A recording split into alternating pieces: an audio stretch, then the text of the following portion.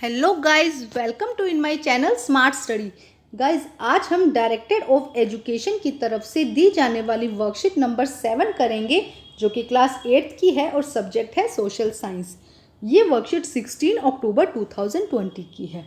तो आइए शुरू करते हैं आज की वर्कशीट शुरू करने से पहले प्लीज़ मेरे चैनल को सब्सक्राइब कर दीजिए। तो आइए देखते हैं आज की worksheet. What is constitution? Dear children, some rule and regulation are made to run the school smoothly, which you follow. कुछ रूल एंड रेगुलेशंस आपके स्कूल में भी बनाए होंगे जिससे कि क्या हो, आपका स्कूल स्मूथली चल सके।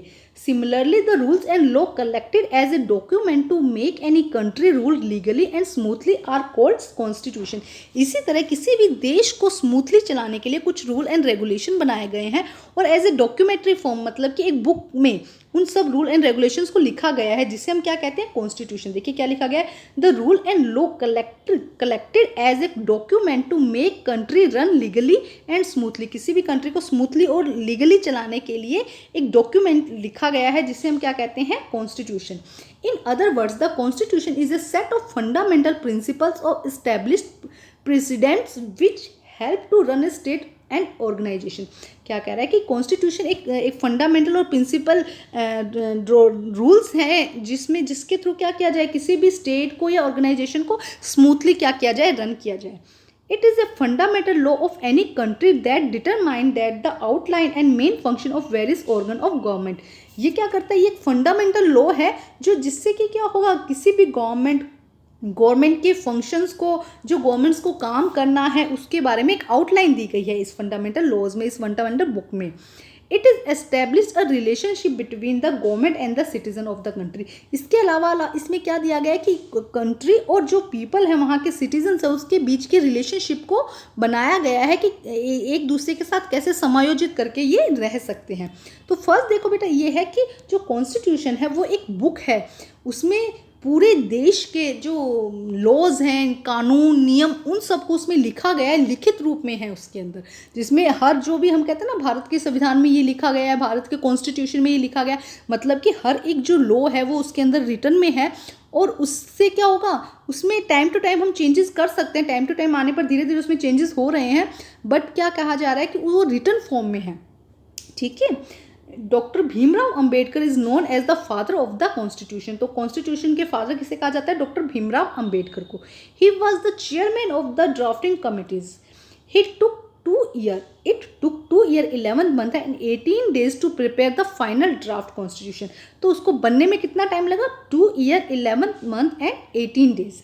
Indian constitution is the longest written constitution in the world. तो इंडियन कॉन्स्टिट्यूशन रिटन जो कॉन्स्टिट्यूशन है वो सबसे लंबा लॉन्गेस्ट रिटन कॉन्स्टिट्यूशन है पूरे वर्ल्ड का। Constitution of the India was adopt in 26 November 1949। Adopt कब हुआ था, 26 नवंबर 1949, विच केम इन फोर्स ऑन 26 जनवरी 1950। और आया कब था, लागू कब हुआ था बेटा, 26 जनवरी 1950।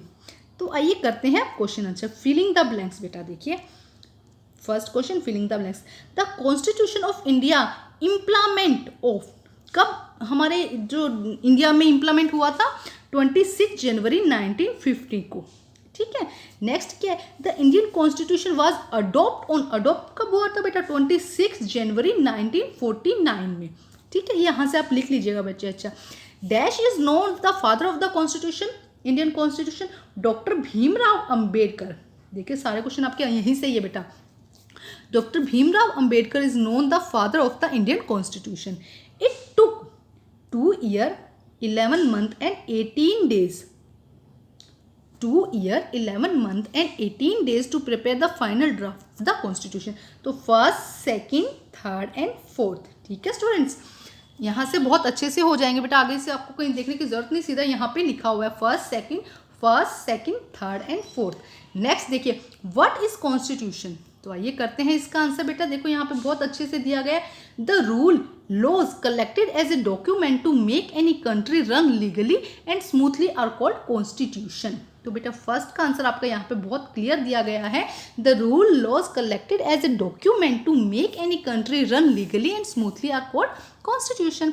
आइए अब हम करते हैं next question. Why do we need a constitution, हमें कॉन्स्टिट्यूशन की ज़रूरत क्यों है? बेटा इससे क्या, अगर कॉन्स्टिट्यूशन है तो उससे कोई भी जो गवर्नमेंट है या जो एक स्मूथली काम कर सकेगी। अब ऐसा नहीं होगा ना कि जो पावरफुल है वो अपना मतलब दम लगा के जोर लगा लेगा, कहीं पे अगर उसे जाना है तो उसकी पावर चल जाएगी, जिसके पास पावर नहीं है उसका काम नहीं होगा, ऐसा नहीं है। सबके लिए इक्वल होगा और सबके लिए क्या होगा, स्मूथली काम कर सकेगा। गवर्नमेंट अपना काम भी स्मूथली कर सकेगी, जो वहाँ के लोग हैं वो भी आराम से वहाँ रह सकेंगे। तो आइए करते हैं इसका answer.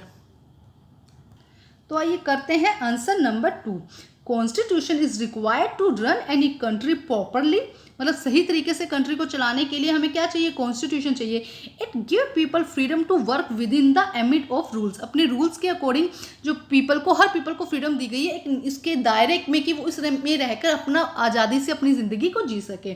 Constitution is required to run any country properly, it give people freedom to work within the ambit of the rules. तो बेटा आज की आपकी वर्कशीट कंप्लीट होती है। अपनी वर्कशीट कंप्लीट करके अपने टीचर से चेक कराइए और प्लीज़ मेरे चैनल को लाइक कीजिए, सब्सक्राइब कीजिए और शेयर कीजिए। Thank you.